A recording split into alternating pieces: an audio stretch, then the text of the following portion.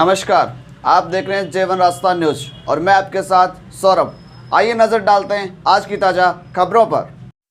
खबर नागौर जिले के मीठड़ी से है, जहां कस्बे के लिचाना रोड पर स्थित उपवृंदावन बादीपीठ मंदिर के महंत रेवती रमन दास महाराज ने धार्मिक विशाल कार्यक्रम के शानदार कवरेज पर पत्रकार बंधुओं का दुपट्टा उड़ाकर सम्मान किया। प्राप्त जानकारी के अनुसार स्थापना अमृत पाठोत्सव कार्यक्रम के शानदार कवरेज के लिए बादी पीठाधीश्वर महंत रेवती रमन दास महाराज द्वारा नारायणी सेना के राष्ट्रीय प्रधान महासचिव व जेवन राजस्थान न्यूज चैनल के हेड जितेंद्र सेन, जेवन राजस्थान न्यूज के सह संपादक व नवा प्रेस क्लब प्रथम के उपाध्यक्ष व वरिष्ठ पत्रकार मनोज गंगवाल, नवा स्टूडेंट क्लब के सचिव दशरथ सिंह राठौड़, वरिष्ठ पत्रकार श्याम सुंदर प्रजापत का दुपट्टा उड़ाकर व आशीर्वाद प्रदान कर जोरदार स्वागत सम्मान किया। इस दौरान पलसाना महंत मनोहर शरणदास महाराज ने विशाल धार्मिक कार्यक्रम की जानकारी प्रदान की। कार्यक्रम शांतिपूर्वक संपन्न होने पर सभी कार्यकर्ताओं व व्यवस्था समितियों के सदस्यों का आभार व्यक्त किया गया। इस दौरान बादी पीठाधीश्वर महंत रेवती रमन दास महाराज, पलसाना महंत मनोहर शरणदास महाराज, अंबिका शरण दादी, शेखर दरगढ़, ऋषिराज शर्मा सहित अन्य गणमान्य लोग व श्रद्धालु मौजूद रहे। मीठड़ी से श्याम सुंदर प्रजापत की विशेष रिपोर्ट। भगवान अनंत कोटि ब्रह्मांड नायक परात्पर परब्रह्म सच्चिदानंद स्वरूप जगत नियंता जगताधार जगदीश्वर श्री भादी बिहारी भगवान के दिव्य चरणों में साष्टांग प्रणाम करता हूँ।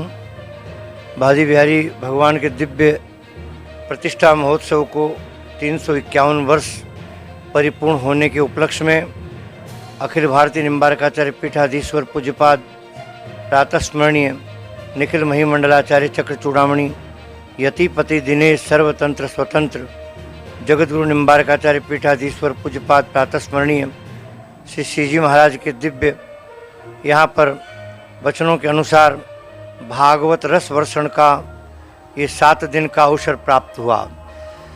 इस 7 दिन के अवसर में पूज्य आचार्य चरणों की हम लोगों के ऊपर या धर्म ध्वजा का दर्शन करने का हम सब लोगों को मौका मिला। निश्चित रूप से इन 7 दिन में पूज्य आचार्य चरणों के द्वारा हम सब लोगों ने भागवत रस वर्षण का जो दिव्य उपदेश सुना, वो हम सब लोगों के लिए नहीं, सनातन धर्म के लिए गौरव का विषय है।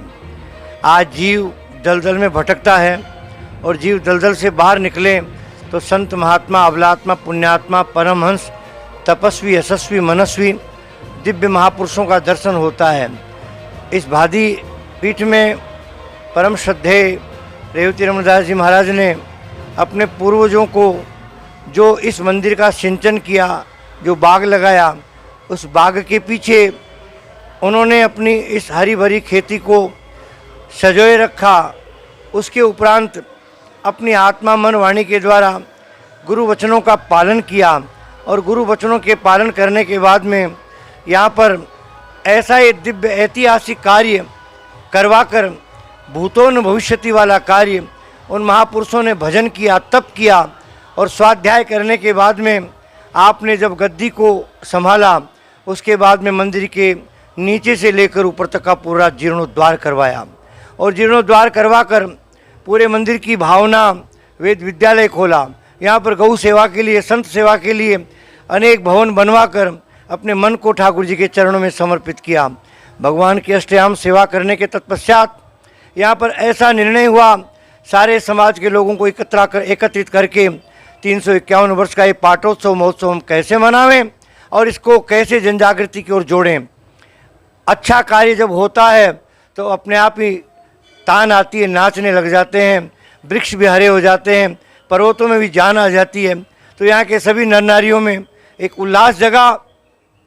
इसके सूत्रधार श्री रेवती रमन दास जी महाराज रहे। यहाँ पर बिना भेदभाव के, जाति पाति के, सब संप्रदाय के, चाहे दादू संप्रदाय हो, चाहे रामानंद संप्रदाय हो, चाहे रामानुज संप्रदाय हो, चाहे बल्लभ संप्रदाय हो, चाहे निम्बार्क संप्रदाय हो, सभी समाज के षड्दर्शन साधु समाज यहाँ आकर भेंट विदाई लेकर अपने मन को प्रसन्न करके बहुत उत्साहपूर्वक यहाँ से पधारे। यहाँ का यज्ञानुष्ठान बहुत सुंदर।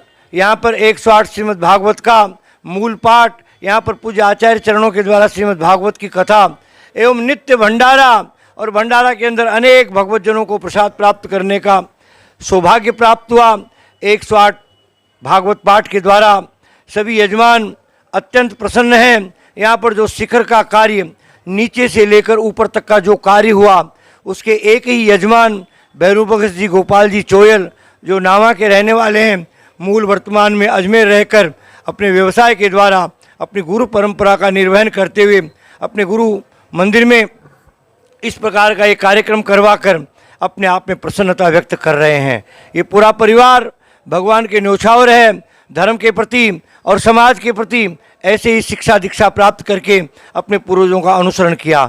उसी प्रकार से सुरेंद्र सिंह जी कांसेड़ा, जिन्होंने अपने मनसा वाचा कर्मणा को, अपनी भावना को रोककर यहाँ पर इस यज्ञ के, इस अनुष्ठान के क्रम में, इस भागवत कथा के क्रम में यहाँ पर इस मंदिर के प्रति श्रद्धा प्रकट करते हुए 11 लाख रुपए का अपने आप में ठाकुर जी के चरणों में समर्पण करना, ये बहुत बड़ी बात है। धन किसी के पास हो सकता है, मन किसी के पास हो सकता है, लेकिन धनानि भूमो पशवस्य गोष्ठे नारी ग्रहे मित्र जना श्मशाने देहश्चितायाम परलोक मार्गे धर्मानुगच्छति जीव एक।